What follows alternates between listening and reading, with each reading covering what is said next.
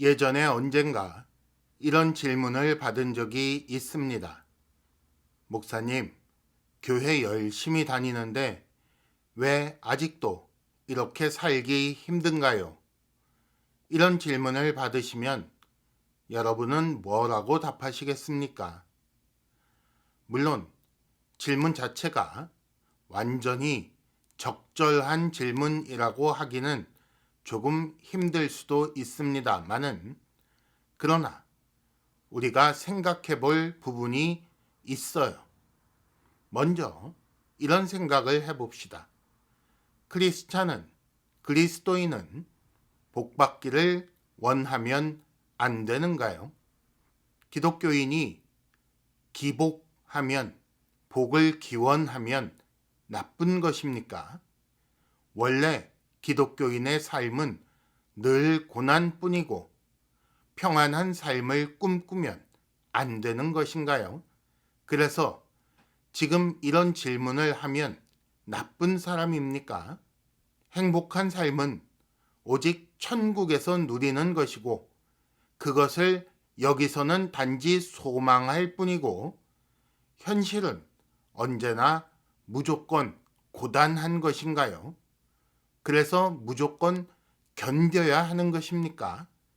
그렇지 않다는 거예요. 또 다른 생각을 해봅시다. 반대로 봅시다. 지금 여기서 그리스도인이 가난하고 병들어서 고통당하는 것은 뭔가 잘못된 일입니까? 참 성도라면 항상 행복해야 하는가요? 쉽게 말해서 이런 거예요. 하나님을 잘 믿으면, 믿음이 좋으면 1등하고 합격하고 승진하고 성공해서 부와 명예와 권력을 가지는 게 맞는 것입니까? 늘 말씀드리지만 이런 걸 원한다면 그건 기독교가 아니에요.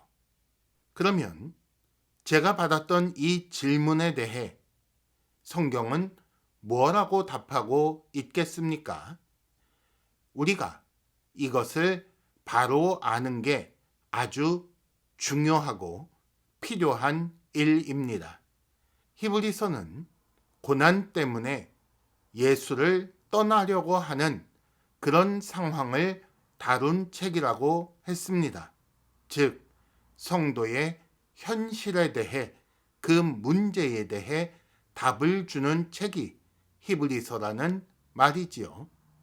오늘 말씀을 통해 지금 여기 우리의 그 현실적인 문제에 대한 답을 들으시기를 바랍니다. 오늘 우리가 히브리서 2장 5절부터 9절까지 말씀을 읽었는데 이 본문 안에 두 시대가 구분되어 나타나고 있습니다. 먼저 5절 보세요. 장차 올 세상이라는 말이 있죠. 즉, 이 말은 지금 이 시대는 아직 오지 않았다. 이 세상은 장차 올 세상이요 아직은 이루어지지 않았다라는 그런 말입니다. 그러므로 지금 우리가 사는 이 시대와 장차 올 세상이라는 그 시대는 서로 나누어 생각해야 하겠지요. 1장 1절에 보면 옛적이라고 나오고 1장 2절에는 이 모든 날 마지막이라고 나오는 걸 보면 거기서도 두 시대가 나뉘고 있는 것을 알 수가 있어요. 그렇게 해서 우리는 히브리서에서 총 3개의 시대를 만나게 됩니다. 정리하면 이렇게 되는 거죠. 1장 1절에 나오는 옛적이라고 불리우는 그 시대가 있었고 1장 2절에 나오는 이 모든 날 마지막이라고 불리우는 시대가 있고 오늘 2장 5절 말씀에 나오는 장차 올 세상이라고 부르는 그런 시대가 하나 더 있는 거예요. 그래서 그 중에 우리는 어느 시대를 살고 있는가? 이 모든 날 마지막이라고 불리우는 그 시대를 살며 장차 올 세상 그 시대를 향하여 가고 있는 중입니다. 장차 올 세상은 아직 오지 않았고 그 세상이 아직 오지 않은 지금 우리에게 뭔가 문제가 있다는 것을 말하고 있어요. 도대체 어떤 문제가 있다는 거냐? 분명 아들이 하나님의 소유 모두를 만유를 상속하셨고 하나님 우편에 앉으셨는데 그래서 장차 올 세상은 아들에게 복종하게 되어 있고 천사에게 복종하게 하신 것이 아니다 그랬는데 8절 보세요. 지금 우리는 아직 그 복종을 보지 못한다 이렇게 나와 있어요.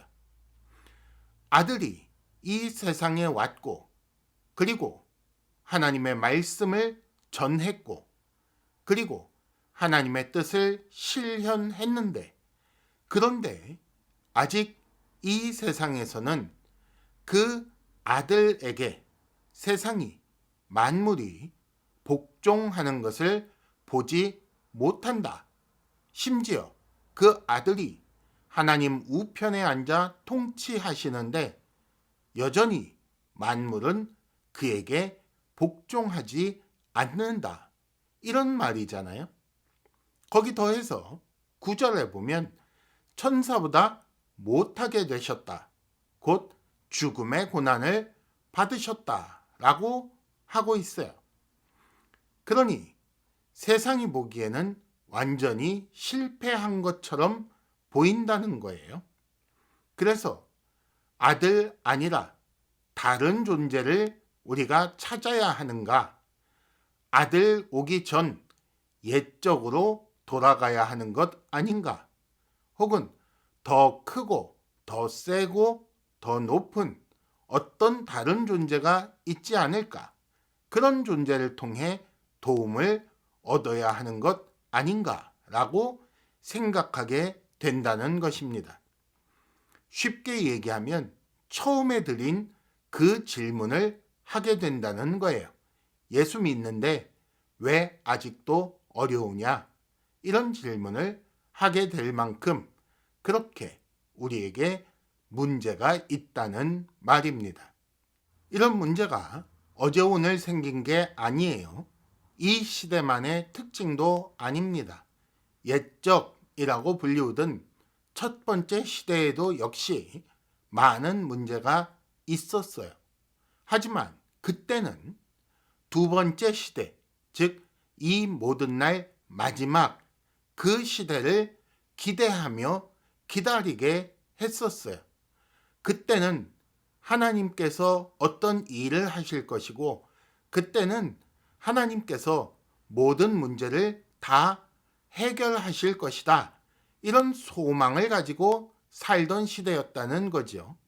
하나님께서 선지자들을 통해 천사들을 통해 말씀을 주셨고 그래서 그 말씀을 듣고 알고 있었고 그 말씀 때문에 소망을 가지고 기다리던 시대가 옛적이라고 부르는 그 시대란 말이에요. 근데 그러다가 아들이 오셨고 그 아들의 오심을 통해 두 번째 시대가 열렸습니다. 그러면 첫 번째 시대의 그 문제들이 해결돼야 하는 것 아닌가요? 그래야 옳다고 생각을 했는데 두 번째 시대에도 지금 우리가 사는 이 시대에도 문제가 여전하다는 거예요. 도대체 어떤 문제가 있다는 거냐? 선하신 하나님이 통치하시고 그 아들이 하나님 우편에 앉아 통치하시는데 그 통치에 대해 만물이 세상이 복종해야 하는데, 그렇게 돼서 우리가 기대하는 선하고 의로운 세상이 열려야 하는데 그런 모습을 볼 수 없다는 게 문제인 거예요. 선하고 의로운 세상이라는 것은 도대체 어떤 세상을 말하는 것일까요? 선하신 하나님의 그 복을 받아 누리는 세상을 말하는 거예요. 위로가 있고 안식이 있고 평안이 있는, 그래서 모든 백성이 행복하게 사는 그런 세상을 우리는 기다려 왔다는 것입니다. 그런 세상이 이루어지면 높고 강한 사람이 낮고 약한 사람을 섬기는 일을 보게 되는 거지요. 가난도 없고 병도 없고 폭력도 없는, 서로가 서로를 돕는 그렇게 행복한 세상이 열릴 거라고 우리는 기대해 왔었던 거예요. 구약 율법에 계시된 하나님 나라가 바로 그런 나라 아닙니까? 유무상통하는, 서로가 자기의 것을 나누어 모두가 풍족하게 누리는, 그러면서도 모두가 행복하고 언제나 하나님께 감사하는 그런 시대를 꿈꾸어 왔었는데, 그래서 두 번째 시대가 열리면서 아들이 오시면서 그 모습이 나타나야 하는데, 그런데 아들은 오히려 천사보다 못하게 되었고 죽음의 고난을 받았단 말이에요. 그러니까 실패한 것처럼 보이죠. 우리가 기대한 그 시대가 열리지 않은 것처럼 보이게 되었다는 말입니다. 하나님 우편에서 온 세상 모든 것을 통치하신다고 말은 그렇게 들었는데 도무지 세상이, 만물이 그 아들에게 복종하는 모습은 볼 수가 없다는 거지요. 그러면 하나님이 실패하신 것입니까? 아들을 보내신 일도 제대로 안 된 것일까요? 아들은 천사보다 못한 존재가 되었으니까, 죽어버렸으니까 우리는 더 뛰어난 존재를 기다려야 하는 것입니까? 오늘 말씀 히브리서 2장 5절에서 9절 말씀은 그렇지 않다고 말씀하고 있습니다. 지금 우리가 보는 아들이 죽음의 고난을 당하는 그 일은 정상적으로 일이 진행되고 있다는 거예요. 우리는 생각하기에 실패했다, 다른 방법이 필요하다, 예수 믿어도 소용없으니 다른 믿음을 찾아보아야겠다, 이렇게 생각할 수 있지만 하나님의 말씀은 뭐라고 말씀한다고요? 계획대로 잘 되고 있다고 그렇게 말씀하는 것입니다. 심지어 이런 계획대로 잘 되고 있다고 할 만한 그 계획을 하나님은 혼자 알고 계시지 않고 옛적에 선지자들을 통해 이미 말씀하셨어요. 6절에서 8절 말씀은 시편 8편 4절에서 6절을 인용하고 있어요. 즉 예전에 이렇게 하나님께서 말씀하시지 않았느냐, 이미 알려주시지 않았느냐, 이렇게 말하는 거나 마찬가지인 거예요. 그 내용을 봅시다. 6절에 보면 인자라는 존재가 나오지요. 그런데 7절 보세요. 그가, 즉 인자가 잠시 천사보다 못하게 되었다. 그리고 그로 말미암아 영광과 존귀로 관을 쓰셨다. 이렇게 나와요. 또 8절을 보면 그 후에 만물을 그 발 아래 복종하게 하셨다. 이렇게 나오지요. 이 6절, 7절, 8절을 히브리서 기자가 말하는 게 아니라 구약 성경에서 시편에서 인용하여 말씀하고 있는 거예요. 그러니까 하나님께서 이런 일들을 이미 알려주신 거지요. 아들이신 예수 그리스도는 스스로를 인자라고 부르심으로써 이런 내용의 구약 성경에서 그 지시하는 인자가 바로 자신이라는 것을 알려주셨고 그 예언을 깨달을 수 있게끔 가르침도 주신 거예요. 예수님은 천사보다 잠시 못하게 되셨는데 하나님이신 그분이 성육신하여 사람이 되셨고 그 삶을 통해 또 말씀을 통해 하나님의 뜻을 다 가르쳐 주셨을 뿐 아니라 죽음의 고난을 겪으시고 그 후에 부활, 승천하셔서 하나님 우편에 앉으셨단 말이에요. 이렇게 해서 예수님의 삶은 시편 8편 4절에서 6절 말씀 그대로 인자이신 분이 되어서 잠시 천사보다 못하게 되었으나 영광과 존귀로 관을 쓰시고 만물이 그 발 아래 복종하게끔 되는 그런 일들을 행하셨다. 그런 삶을 사셨다라는 것을 나타내고 있는 것입니다. 이런 과정을 통해 옛적에 주신 말씀을 실현하심으로 완전하고 최종적인 말씀으로서의 역할을 모두 감당하신 것입니다. 조금 다르게 표현하면 예수 그리스도의 그 삶의 여정은 실패한 것이 아니다라고 말씀드리고 있는 거예요.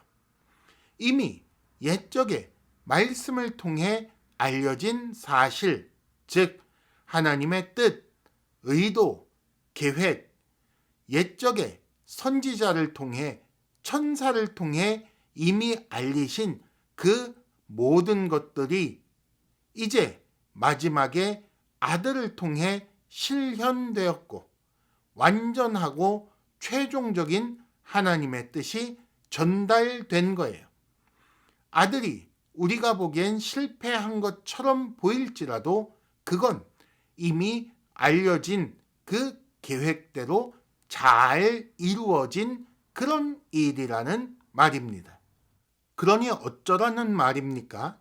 실패하지 않았으니 걱정할 필요 없다는 거예요. 다른 방법을 찾을 필요가 없다는 것입니다. 지금 우리에게 분명히 문제가 있어요. 하나님께서 말씀하신 그 선하고 아름다운 세상이 아직 이루어지지 않았어요. 분명히 아들이 하나님 우편에서 온 세상을 통치하심에도 불구하고 만물이 그에게 복종하는 모습을 볼 수가 없어요. 그러나 그렇게 끝나는 것이 아니라는 말이에요. 장차 올 세상이 아직 있다는 거예요. 우리가 보고 싶어 하는 만물이 그에게 복종하는 모습, 그것을 통해 선하고 의로운 세상이 이루어지는 것, 그것 아직 보지 못하고 있지만, 그러나 최소한 무엇은 본다? 예수를 본다. 9절에 나오죠. 예수를 보니 6절에서 8절까지 인용한 옛적 말씀이 그대로 이루어졌다는 것을 알게 된다. 이런 말이잖아요.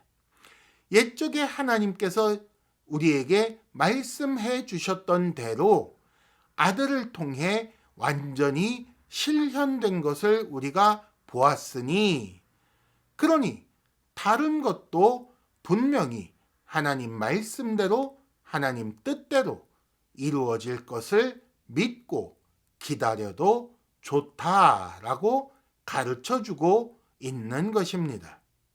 여기까지 깊이 생각하며 잘 듣고 따라오신 분은 이쯤에서 질문을 할 수가 있을 거예요. 왜 그런 방식으로 일하시는가? 왜 예수님이 하나님의 아들이 천사보다 잠시 못하게 되는 죽음의 고난을 당하는 그런 일이 있어야 하는가? 왜 꼭 그렇게 하시는가? 라고 질문할 수 있다는 거지요. 아들이 왜 잠시 천사보다 못하게 되셨습니까? 왜 아들은 죽음의 고난을 받아야만 했을까요? 다른 방법은 없었을까요? 조금 다르게 질문을 바꾸어 보면 이렇게 말할 수 있어요. 왜 하나님의 아들이신 하나님께서 사람이 되어 죽으셨는가? 이렇게 말할 수 있는 거지요. 만약에 우리였다면 우리 마음대로 이 세상을 만들어 갈 수 있었다면 어떻게 했을까요? 문제 있는 세상 그저 폐기 처분하고 새로 만들려고 하지 않았을까요? 아니면 처음부터 내 맘대로 하고 내 뜻에서 조금도 어긋나지 않게 딱 마치 시계 돌아가듯이 부품대로 만들어 놓고 그렇게 지켜보고 있지 않았을까요? 더 근원적으로 질문을 하자면 이렇게 되는 거예요. 전능하신 분이 지혜로우신 하나님이 문제가 생기지 않게 그렇게 못하는가? 이런 질문 아주 흔한 질문 아닙니까? 하지만 이런 질문은 하나님을 잘 몰라서 나오는 질문이에요. 하나님께서 사람을 어떻게 대하시는지 사람 대하는 그 원리를 알지 못하니까 이런 생각을 하게 된다는 말입니다. 물론 하나님은 창조주이십니다. 사람은요, 피조물이지요. 그러니까 창조주 하나님께서 피조물인 사람을 자기 마음대로 만들었다가 자기 마음대로 쓰다가 자기 마음대로 내키지 않을 때에 버릴 수 있는 권한이 분명히 있습니다. 아예 처음부터 사람이 죄 짓지 않도록 지으실 만한 권리도 하나님께는 있어요. 하지만 그렇게 다루는 것은 사실은 실력이 부족할 때 하는 일입니다. 왕으로서, 주로서 그 능력이 떨어지는 자가 이렇게 하는 거예요. 그렇게 해서는 문제가 있는데 어떤 문제가 있습니까? 왕이신 하나님의 영광이 드러나지 않게 되는 거예요.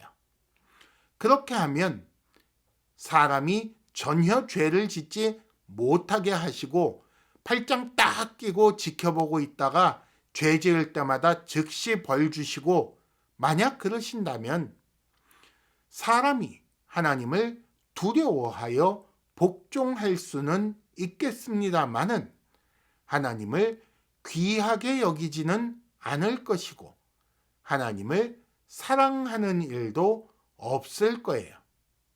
그렇게 하면 하나님의 영광이 드러나지 않는다 했는데 영광이라는 건 무엇입니까? 영광이라는 말의 원래의 개념은 무겁다라는 거예요. 성경에서 성경이 기록된 히브리어에서 영광이라는 말의 원뜻은 무겁다라는 뜻이고 거기서 중요하다, 중대하다라는 쪽으로 발전하게 된 거예요. 그러니까 영광스럽다라는 말은 비슷한 말이 뭐냐 하면 중요하게 여겨지다라는 말이에요. 하나님이 영광스럽다, 하나님은 사람에게 영광스러운 존재다라는 말은 하나님은 사람에게 있어서 아주 중요하게 여겨지시는 분이다라는 그런 뜻이 된다는 거예요. 그런데 아무리 왕이라도, 아무리 주라도, 아무리 신이라도 오직 진노와 심판으로 공포 정치를 펴신다면 영광이 나타나겠습니까? 중요하게 여겨지겠어요? 존귀와 사랑을 얻지 못하는 게 당연하잖아요. 폭군 아래에 있는 백성들이 그 폭군을 어떻게 사랑하며 존경하겠어요? 단지 뒤에서 욕하면서 두려워 떨면서 앞에서만 잘하는 척 하겠죠. 그러니까 하나님은 어떻게 하신다고요? 반역한 사람을 버리지 않으시는 거예요.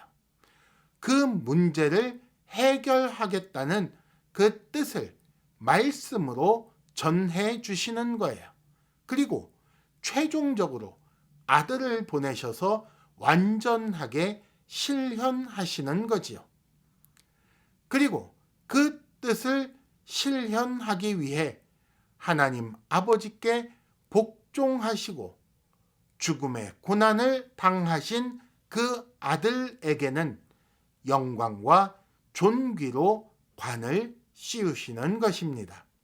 9절 말씀이 바로 그런 내용을 담고 있어요.